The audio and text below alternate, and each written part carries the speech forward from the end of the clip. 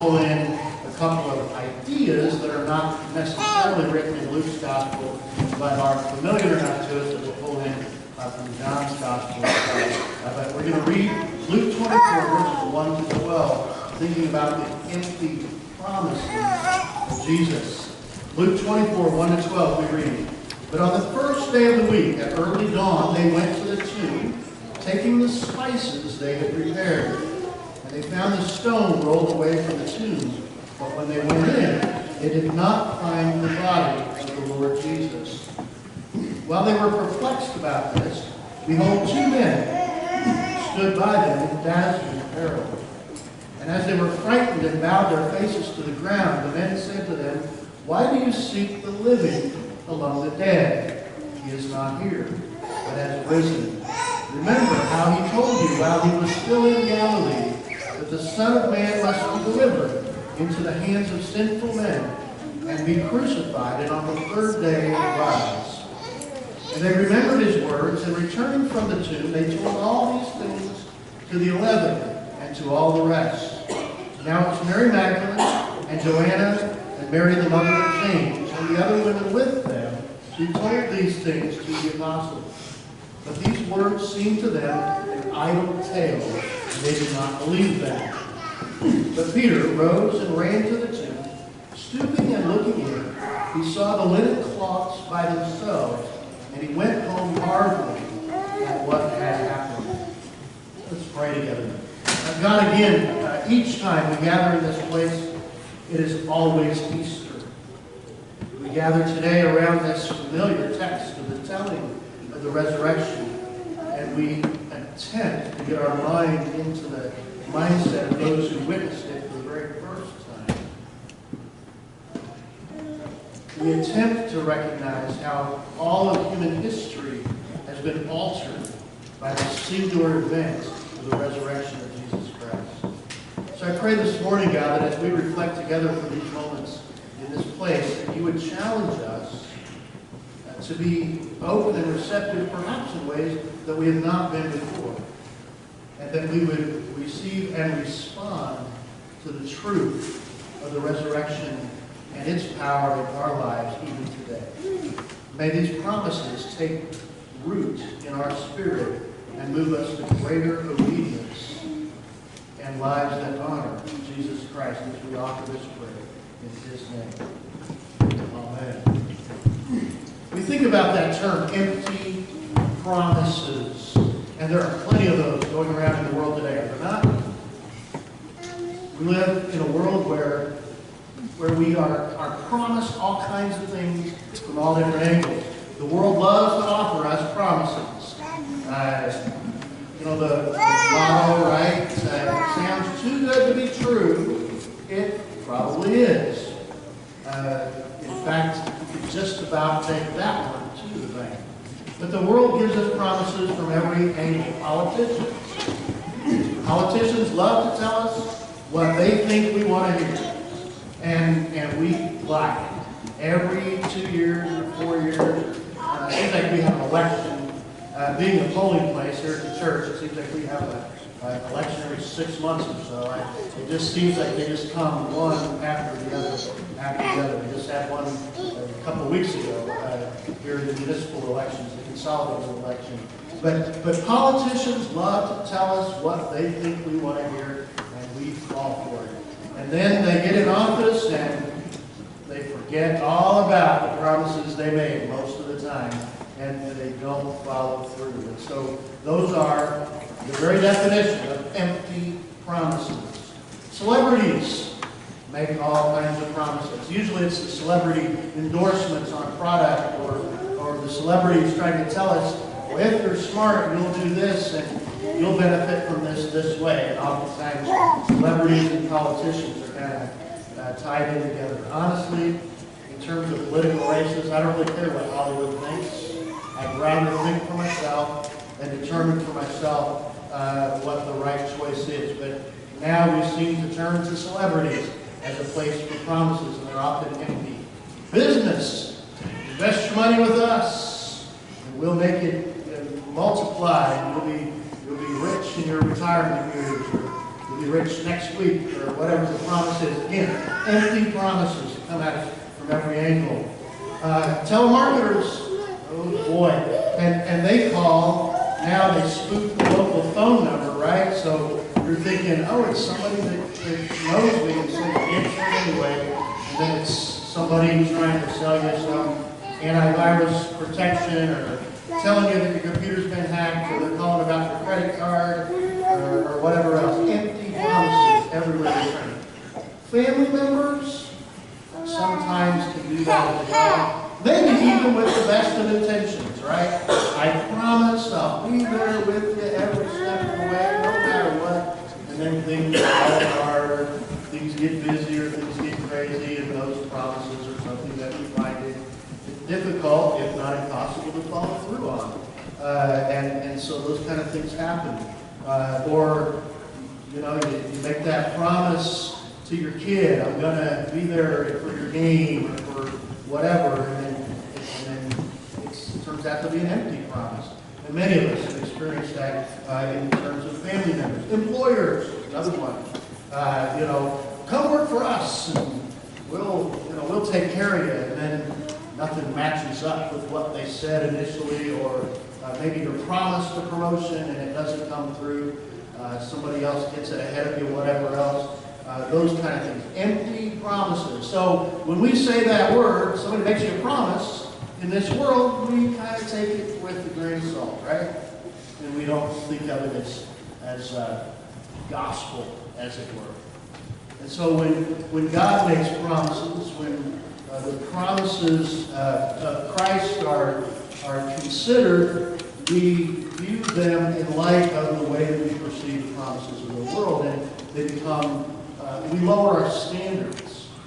But I want you to think today about the promises of God as not necessarily empty promises, but three things that were empty on that Easter Sunday 2,000 years ago that are still very relevant and very powerful for ours today. We're going to talk about the empty cross of Christ, the empty tomb of Christ, and the empty burial clothes of Christ, and what those can do to impact our understanding. So let's get right into it. What is the promise that is ours because of the empty cross of Jesus Christ?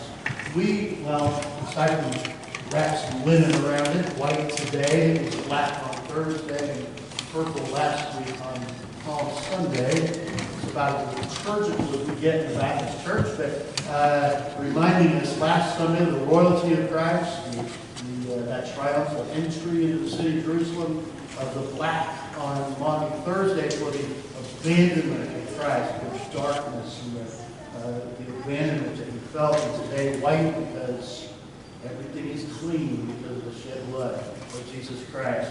But the cross, as we remember it, is empty.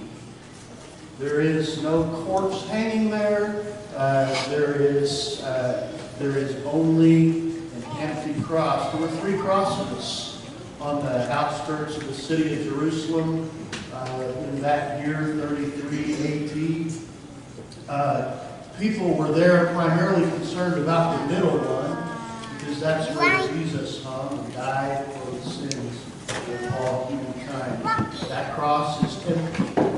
Not just because the soldiers took him down and handed him over to Joseph of Arimathea, who would put him in a borrowed tomb for a while, but it is empty because of that's the desire. God wants us to see that cross and to remember that he is not still hanging there. The cross is about your sin and my sin. The cross is about our inability to do anything about it, and the fact that it was nailed to the cross with Jesus Christ.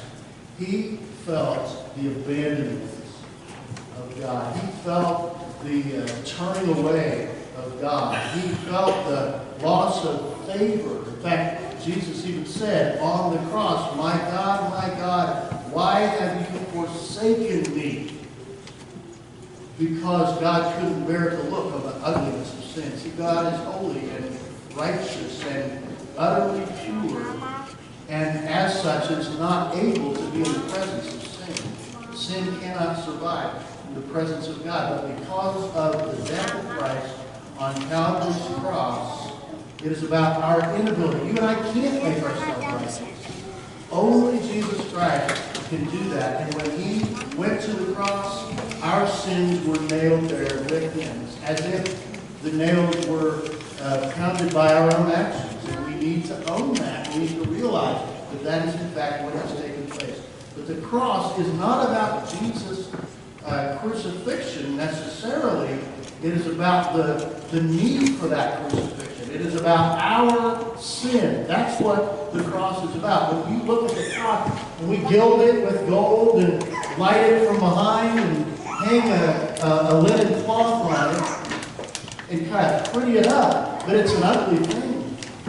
Because it's about the necessity of the cross brought about by the sin of us, of you, and of me, personally.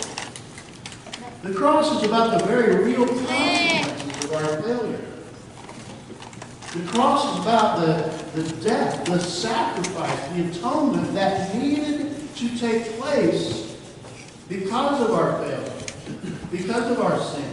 You know, we can't be righteous. Maybe that's another of the empty promises that we make even to ourselves. I'm going to do this. I'm going to get better. I'm going to start doing this thing, or I'm going to stop doing that thing, or whatever it is. And we make promises to ourselves, and then we let ourselves down, right? And we let God down as well. And there is a consequence for our failure. Either we pay the price for our sin, which is entirely possible for us to do someday, but it will never earn us entrance into the kingdom of God, or we allow Christ to pay the consequence for our sin and become our substitutes. Our atonement is not going to work. Ours is going to get us into hell. And that's an eternal price to pay for the sin that is present in our lives. We allow Christ to do it, then he takes it on in our stead, and we gain an eternity present with God forever. But the cross is about the fact that somebody's got to die for the sin and the brokenness and the failure in our lives to live up. And it's either us or Jesus. We either come under the blood of Jesus, or we go it alone and find an eternity apart from him in a very real and literal place called hell. But the cross, empty though it is a symbol, is a reminder of the very real consequences of our failure. The cross is about God's love for us that defies understanding. I've been a pastor for 25 years, and I still can't fully explain the love of God in a way that is just scientific and it's just real simple, boom, boom, boom. That can't be done. Many of you have been followers of Christ longer than I have even. Some of you have been followers of Christ longer than I've even been alive. But at the end of the day, we'll never fully understand or comprehend the love of God. What would drive a God who created this world and sees the mess that we have made of it? What kind of God would bridge that chasm of sin by sending his own Son to pay the price for our sins? And it's an ugly price.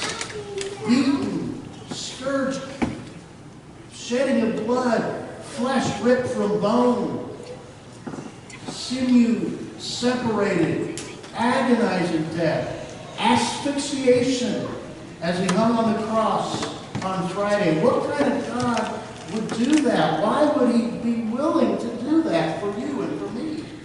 Knowing that we have been not just disrespectful toward him, but we've been downright oblivious to his existence much of the time. By our own choice, we just mud through and completely ignore who God is and what he wants to do for us. The cross is about God's love for us that is deep enough that it would do all of that to bring messed up people like us into a right relationship with Him. That's what the cross is really about. And the cross is ultimately about the reality of God's forgiveness. I've talked to people who said, I don't know, I've done too much, I'm too bad, I'm too far gone, I'm not redeemable, I'm beyond the reach of any kind of forgiveness. And the cross is about God saying loud and clear, no, you're not. You're not outside of the reach of God. You are never far enough to be outside of His love as long as you turn back toward Him. That journey of 1,000 miles that begins with one step, I think it was probably Confucius or someone like that said that, but it's true even for us. The journey of an infinite distance between us and God begins with one step. All we do is turn toward God, and He meets us the rest of the way. We don't meet God halfway.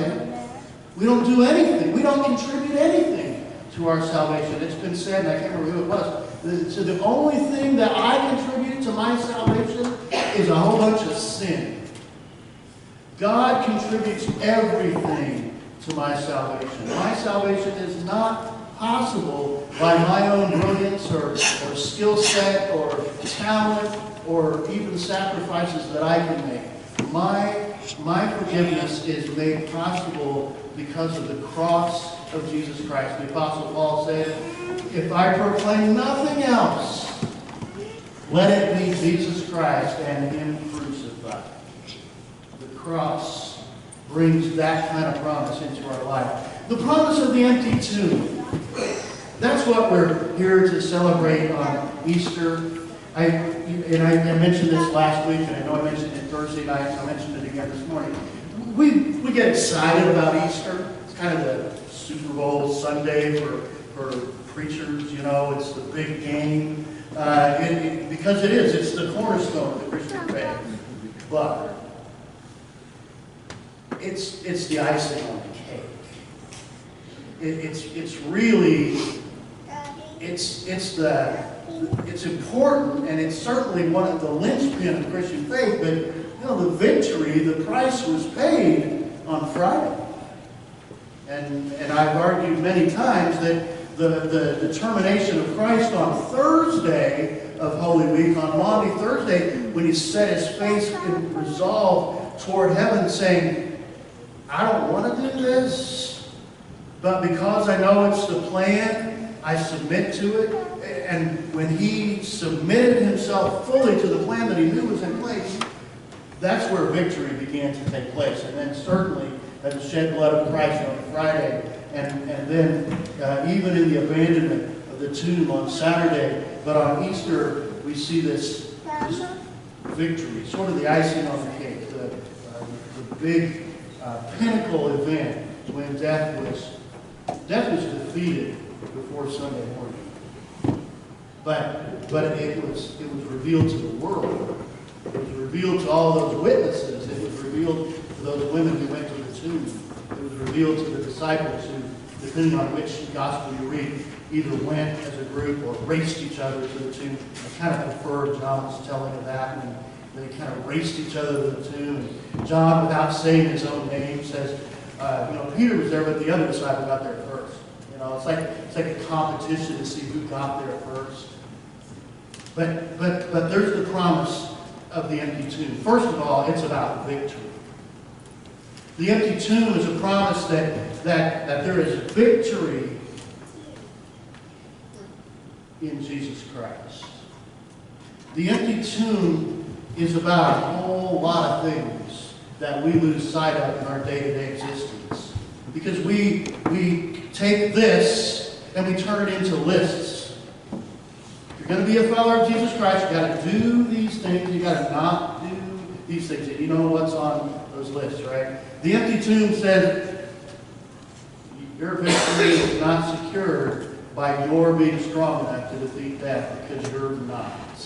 We're not strong enough to defeat sin and death and brokenness.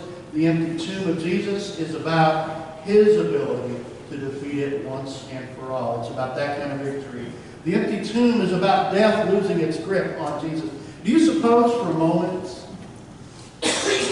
Friday, as the sun was going down, and they were taking Jesus' body off of the cross and getting it buried before the sun was fully set, because then the Sabbath was underway and none of that could have taken place. Do you suppose for a moment Satan was dancing a victory dance? I don't want to make a caricature of that. Do you think Satan was kind of like, yes, we finally got it. Now it's my turn. You think maybe Satan thought that for a moment? I think he probably did. I think Satan is so deceived that he believes that he's going to be successful, even though in his heart of hearts he knows as well as we do how the story works out.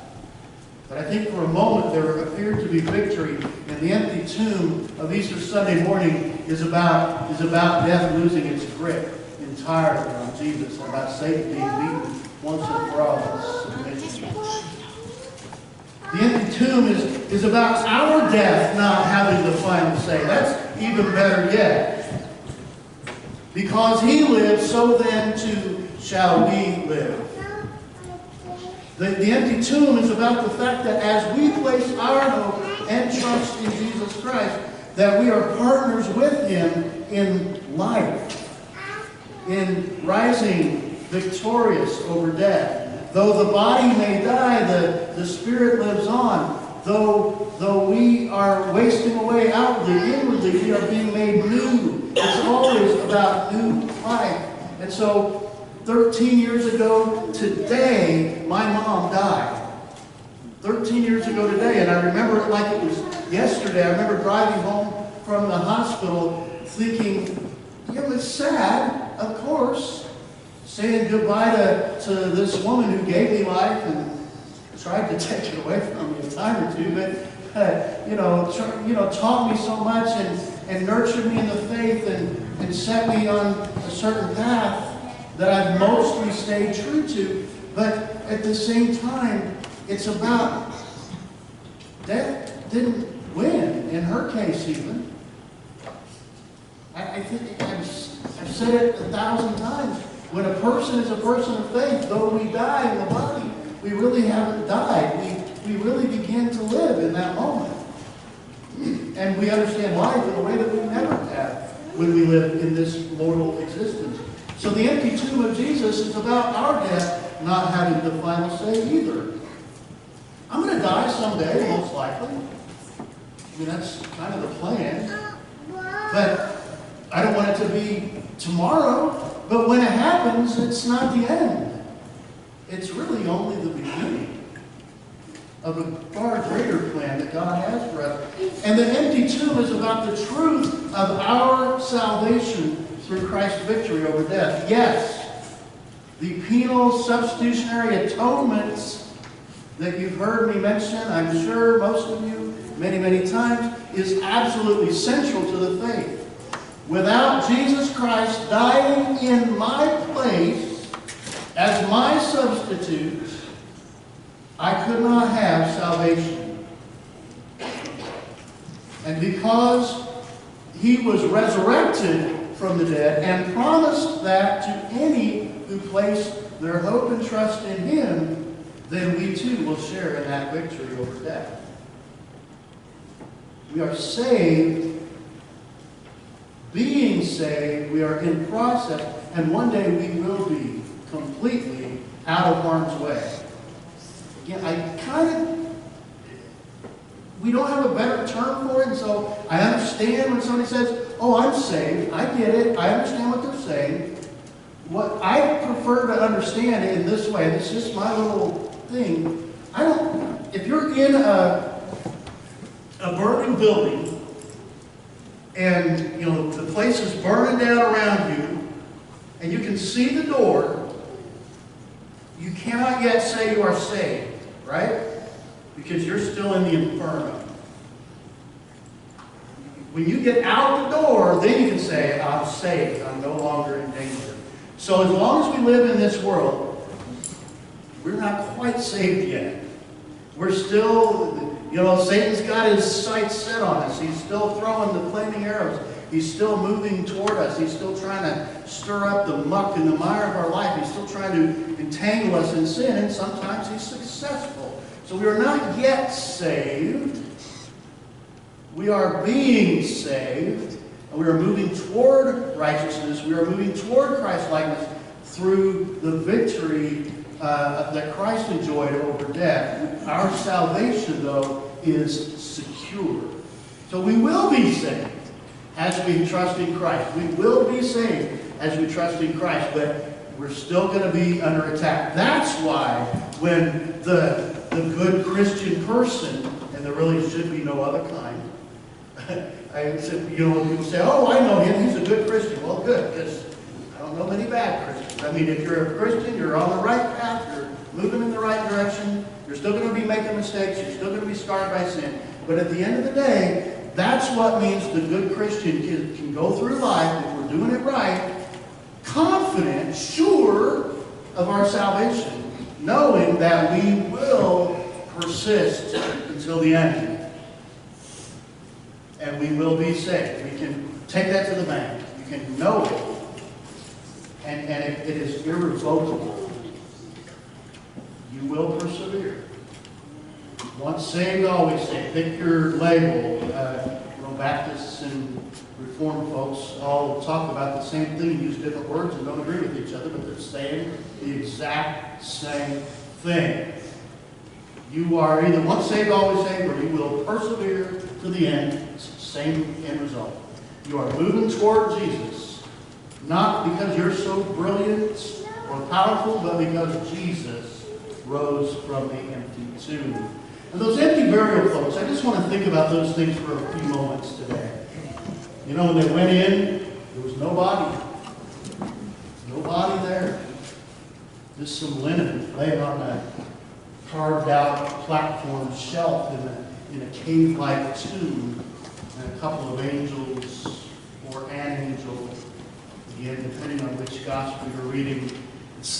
And again, there's not disagreement between the gospels. It's just that if every one of us in this room witnessed some spectacular, glorious, magnificent event, and then we all went home and then 5 years later sat down and wrote our recollections of it, we would all recall different details. That's all it is. So we have all the Gospels in lockstep agreement that the cross was empty, the tomb was empty, and the grave clothes were laid there unoccupied. That's the important thing. The empty burial clothes are about the completed work of Jesus Christ. When he rose from the dead and left the burial clothes laying there in a pile, it was done. The death was taken care of, and by it our sins were atoned for. The grave was empty, no longer necessary, no longer able to contain him. And it's just a reminder that that's what's left. Nothing. Just empty cloth. Insignificant. That's why the Shroud of Turin that we've all seen reports about, I don't know if it's authentic or not, doesn't matter. He's not there. It's not, maybe it's authentic, maybe it's not. I'm not doubting that it was someone's burial shroud. At some point in human history, I kind of doubt that it was Jesus, but whatever. It's not important. It's empty. He's not there. He's alive. So it doesn't matter what he was wrapped in when he was buried, because it was only for a short time. The empty burial clothes are about God's justice being completely satisfied. There are a couple of legends about the burial clothes of Christ. One being that having to do not necessarily about the linens that were wrapped about the body, but particularly the napkin that was laying over his face. See, the women were on their way to the tomb just before sunrise. The Sabbath was over. they wanted to be there just as day broke to perform this final act of love for Christ, to anoint his body, to prepare it for permanent entombment, where they would roll the stone back in place and then seal it with like a concrete-like mixture, and then it would be sealed in there. That was their intention. So as they're making their way there, they go out of blind duty and obligation to do this for a man that they loved intensely, that they cared deeply about, and they wanted to perform this last final ritual. And then the grave clothes would be re-wrapped completely and would be sort of like a mummy. They didn't do mummification in the ways that the Egyptians did even earlier in human history. But they were going to do that to prepare the body for final burial. And so as they went, it was a grim prospect. They did not expect to find empty grave clothes. They expected to find a corpse. They expected to find the body of a dead man. And they went, and all they found was a pile of linen fabric. Pretty remarkable, really, to remind them. And when the apostles came later to inspect, they found the same thing. So, but they found the napkin that was laid over his face, folded up and laying on the side. This is the other legend that is going around. And some of you may have heard this before. Some of you may not be aware of it. In that Jewish first century culture, if the master of a house were sitting at a meal, his servants would pay very special close attention to what the master of the house did with his napkin. They used cloth napkins, you might well imagine. Not a lot of paper goods back in those days. But if the master was finished with the meal, he would remove his napkin, wipe his beard, fold it up, and throw it on the table. And when it was wrinkled up and thrown on the table, it was a signal to the servants of the house that the meal was finished. They could come clean up and put things away. But when the napkin was folded carefully and then the master laid it down and left the table, it meant, I'll be back. I'm not done yet. And so the napkin that was laid over the face of Jesus was folded neatly, and in John's Gospel especially, he makes a special point. It wasn't even laid with the other grave clothes. It was folded up neatly and laid in a totally separate location. Again, saying by extension to these disciples and to us as well, I'm not done yet. I'll be back. There's still work for you to do. And so there's a twofold message for us on this Easter as we look at those burial clothes. The justice of God was completely satisfied, but the promise of his return is still very much part of the equation. And so both pieces are present in this story, the resurrection. I believe, and again, I have no real solid biblical reason to believe this, but I believe this because you'll recall also when Mary goes to the tomb in one of the Gospels. Mary goes alone to one of the tombs to check, and she turns and falls at the feet of Jesus, and she doesn't recognize him at first. She thinks he's the gardener. And she says, please tell me what you've done with his body. And then he calls her by name, and he's recognized by Mary. At that moment, I think Jesus rose way before sunrise. I think probably shortly after midnight, if I had to speculate.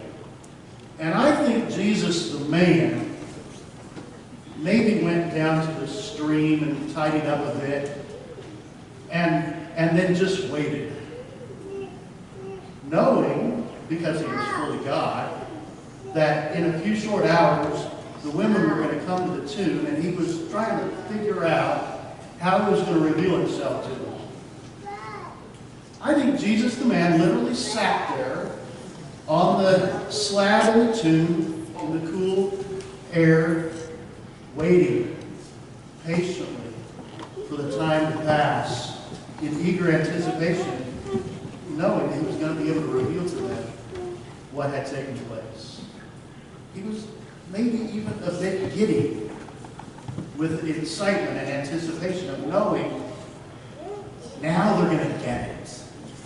For 3.5 years, I've been trying to teach these people the truth, that I'm going to have to die, and I'm going to have to be buried in the tomb, and I'm going to have to go through all these things, but there is going to be a resurrection. Now I get to reveal to those people that for the last 3 days have been huddled together behind a locked door because they've been afraid for their own life. Now I get to reveal to them the victory of the empty tomb. Now I get to show them what it really means and how the story is completed. Now I get to finish the job. That's my picture of what Jesus is doing in the early morning hours. And if you had that kind of news to share with somebody, wouldn't you have a hard time sleeping? Wouldn't you have a hard time sitting still and being quiet about it? I think Jesus is like a little bit excited about this. And I'm not trying to diminish who Jesus is. He can do it any way he wants, but I just don't think he was really calm about it. How could he? Because now he knows the whole thing's going to come full circle. The empty burial clothes are about the satisfying, the complete satisfaction of God's justice. Just invented another word today. And the empty burial clothes are also about Christ not being some impersonal force that just wants to make us feel good. It's about a personal God who cares so much about us that he calls us by name, like he did Mary. Mary, again, to retell that story, she falls at his feet and grabs him and says, "Please, tell me what you've done with him." And then he says, "Mary." Boom. She recognizes him. And then she grabs on him and says, "Not yet. I still got some things to accomplish here, Mary. You go tell the guys. You, Mary, the social outcast, you get to be the one to first break the news to the inner circle." And there's a whole other sermon in there. Go tell the disciples and Peter. Peter, one of the disciples? Of course he was. But Peter especially needed to be told because he felt especially dirty after rejecting Christ 3 times and denying him. So Jesus says, "Mary, I'm going to take care of some things. You go tell the crew and make sure Peter knows it's okay. I'm not holding a grudge. He didn't surprise me. I told him it was going to happen. Tell him he's all right. He's still in.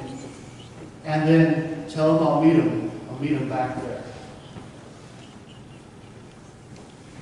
The empty burial clothes are about Jesus leaving that behind to prepare himself and to prepare us to hear and interact with his message. He's not an impersonal God. He's a deeply personal God who knows your name. He knows your unique sin. He knows your unique challenges. And he is willing to meet you there and to pay the price for those sins. He doesn't just want to make you feel good. And the empty burial clothes ultimately are about what really matters. They are a reminder of what really matters.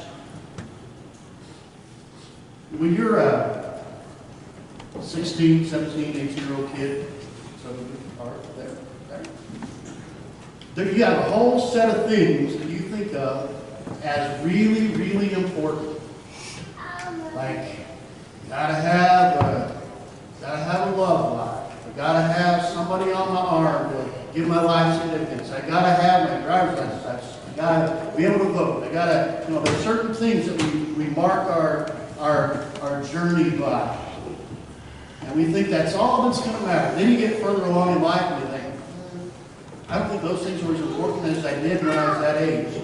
But now I got a whole other set of things that I think of as important. I got to make it to retirement. I got to build a retirement portfolio that's going to sustain me in my old age. And then I have to decide, do I turn it to 15 years, or do I draw forever and take a lower payment? Do I make those decisions? Do I start collecting Social Security is 62 or 65 or 67, or in my case, maybe never be there, I don't know. But, you make a whole other set of plans. The empty burial clothes of Christ are a reminder to each of us that ours too will be empty someday.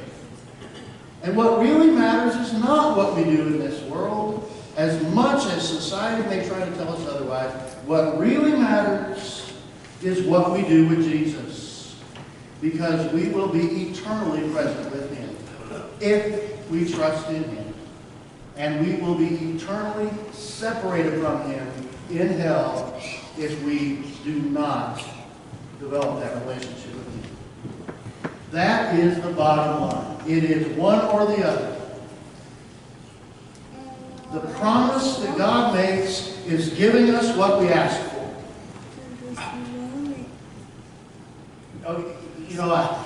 I can't complicate it any more than that. I can't make it any simpler than that. And that's the bottom line. The promise of God is that He will give us what we ask for. We ask for an eternal presence with Him. It's done through Christ. If we want to go it our own way, it's done. And we're going to spend eternity apart from God. It is up to you. That's the bottom line. So friends, remember that. The cross is empty, but it did a lot of work. The tomb is empty, and it reminds us that ours too shall be one day. And the burial clothes of Jesus are just sort of a seal on top of the whole deal. Those are promises that may not be quite as empty as they appear on the surface. Let's pray.